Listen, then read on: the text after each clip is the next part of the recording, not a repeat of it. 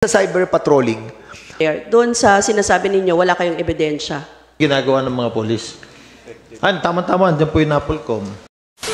Mr. Chair, I would like to dwell doon na sa, Mr. Chair, sa isa kanina nating pinag-uusapan.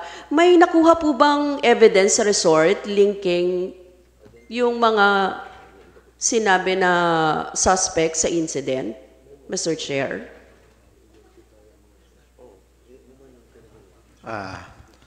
Bali, wala po kaming gamit na nakuha sa resort dahil wala naman po kaming search warrant para halughugin ang gamit nila.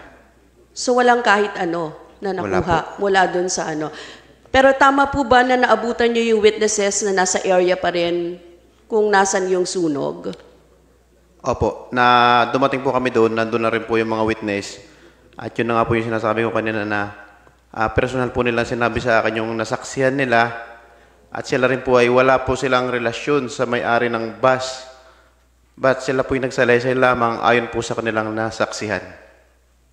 Bakit mo dinagdag yung wala silang relasyon sa may-ari ng bus? Para mailabas ma'am na baka ma'am kung sakali ay sila ay pumapanig lang doon dahil gusto na lang nilang magbigay ng pabor pero wala pong ganun.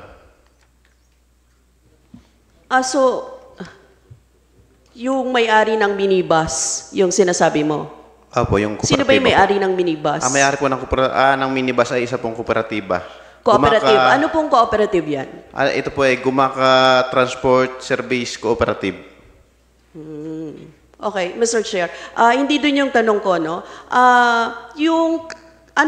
Can you describe anong klase ng kalye ang dinadaanan ng Modern G? Ito po yung National Road na galing po ng Gumaka, papunta ng Katanawan.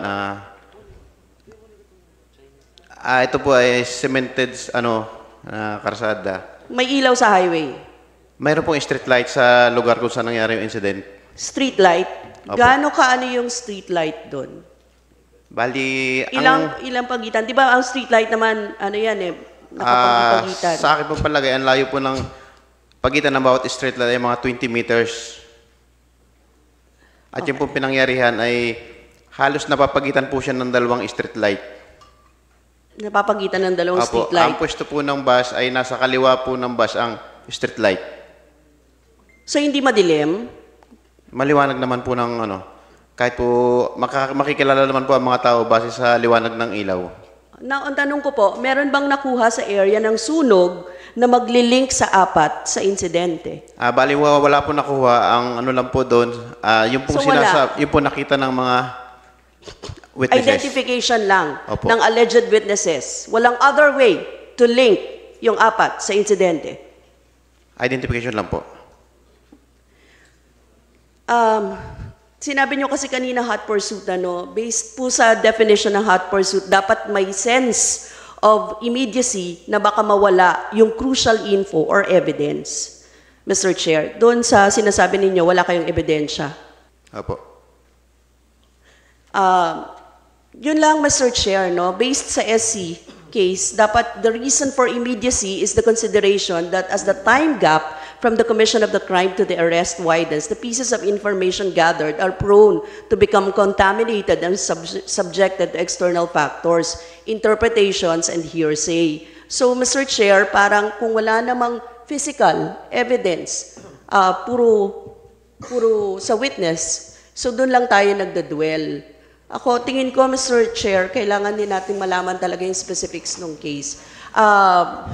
To give way to others, Mr. Chair, baka later magtanong pa ako, but to give way to our colleagues sa mga tanong nila. Maraming salamat, Mr. Chair. okay, that's the reason why we asked a while ago kung na-search nila yung hotel, na-search nila yung sasakyan. Most likely, kung talagang may nakita kayo doon, ang ganda sana di ba? But you did not done it. But of course, hindi naman siya, well, kung you deem it right na not to search it anymore, well, it's your prerogative being the investigator. And we respect that. Pero may tanong ako doon, General Lucas, RD, ilang weeks na sila nakakulong doon? Sir, more than 2 weeks na po, sir. 2 weeks na. Pero nasa ano pa rin siya? Nasa lokal or nalipat na sa BJMP? Kasi nakapag-file na ng kaso, di ba? Sir, nasa Katanawan Police Station po sa local. So hindi pa siya nalilipat ng ano ng Yes, sir. BJMP. Okay, sige. Yung about do sa what do you call that? Yung I'm sorry, Congressman, may tatanong lang ako, Congressman Richard, before I recognize you. Yung sa cyber patrolling, meron ako nabasa tungkol sa cyber patrolling na check nyo sa Facebook. Yung, how does it work? Paano nyo ginagampanan yung, tinitingnan ba natin yung mga Facebook ng mga... Bali po, nagkandak po kami ng sarili naming cyber patrolling dahil hindi po namin talaga kilala itong mga sinasabi naming suspect. Ngayon po, inisip namin na posible kaming makakuha ng ibang mga detalye sa buhay nila sa pamamagitan po ng social media. So once na lang na merong kasong ganyan. Pero hindi kayo nagsa-cyber patrolling regularly. I mean, baka mamaya tinitingnan nyo na yung Facebook namin or whatever, yung aming privacy lahat. Walang ganon, ha?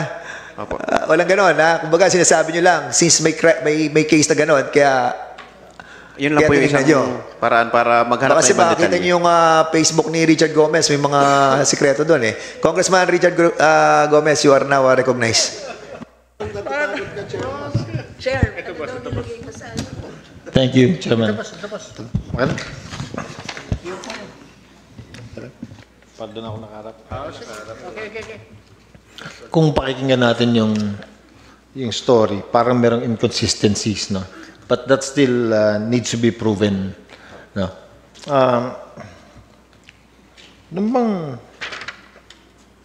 Nung part ng aresto ninyo, at saka nung bago kayo nakapag-file, wala bang CCTV dun sa mga paligid? Sa kalsada, sa hotel, kung nasan yung taong hinuli ninyo? Bali po, nagkandak po kami ng backtracking sa CCTV simula po doon sa incident scene. Dumaan po ng bayan ng poblasyon ng Katanawan, gawa ng Ambulanay po ay from incident scene, dadaan pa po ng poblasyon ng Katanawan bago So po may makarating ng CCTV na sundan nyo sa CCTV? May nasundan po kami na nakasakay sa dalawang motor na 4 na lalaki, subalit hindi po namin ito napalinaw dahil ang takbo po ng motor ay mabilis. Nakilala ng witness yung ganong kabilis? Hindi naman po kinilala ng witness base sa CCTV footage yung mga witness. Hinabol nyo yun? Yun yung hinabol nyo? Tinuloy-tuloy lang po namin yung backtracking pero hindi rin po namin nakilala base sa footage ng CCTV. Pero after a while, nahawakan nyo yung grupo ni J.D. Castro, di ba? Opo. Nakuha nyo yung information. Opo. Tapos pinakawalan ninyo. Pinalayan nyo for a while. Hindi na rin po. O pinabalik nyo sa hotel o anong ginawa nyo? Bali po, bumalik po sila. Nung pong na-meet namin sila ni Nahepe sa 7-Eleven, ako po ay nandun naiwan sa Mikasa. Bumalik po sila doon. Bumalik sa? Sa Mikasa Resort po, sa Mulanay. Bumalik sila sa resort? Opo. So yun nga, ibig sabihin, binitawan nyo sila, pinapunta nyo sa resort? Hindi naman po totally binitawan. Sumunod naman po ang mobile patrol namin. Kasama naroon si Hepe. So from that point, pinatawag nyo sila ulit, di ba? Tinawag nyo ba sila ulit sa presinto? Bali, in-invite na po, simula po sa Mikasa Resort. Kasi yun yung point na nakikita namin na meron inconsistency sa hot pursuit eh. Tama ba yun? Bali po, tungkol po sa hot pursuit. Ang idea po na nagkaroon lang po kami ng malinaw na sinasabi na sila po ang mga witness ay nung pong time na sila po ay iniharap namin nung sila po ay nakaharap ng mga witness face to face. Doon na po kami naniwala na sila po talaga yung mga witness.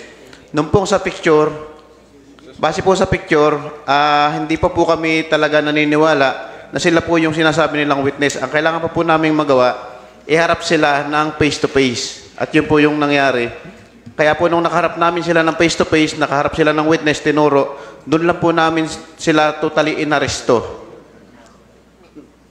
Gano'ng katagal ho yun? Ilang oras yun? From the time of incident po, tumagal po ng almost 22 hours. Part pa rin ng hot pursuit yung gano'ng haba? Bali po, hindi po naman kami tumigil ng pagkakandak ng investigation. Okay. Ang katunayan po, nag-backtrack po kami ng CCTV. Sige, salamat po. Sa part po ng family ni Direk J.D. Castro, tsaka dun sa Directors Guild, doon muna sa parents ni, ni JD. Ano yung ginawa ni JD dun sa Quezon? Na miesta?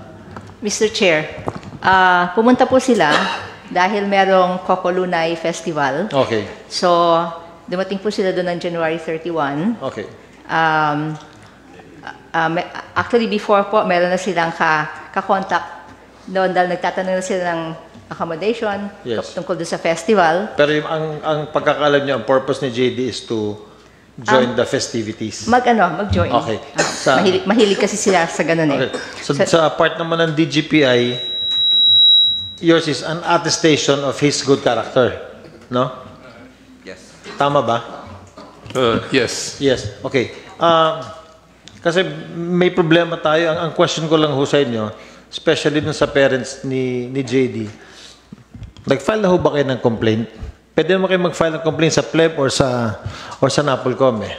Para kung talaga may problema, ma-file yung administrative case sila.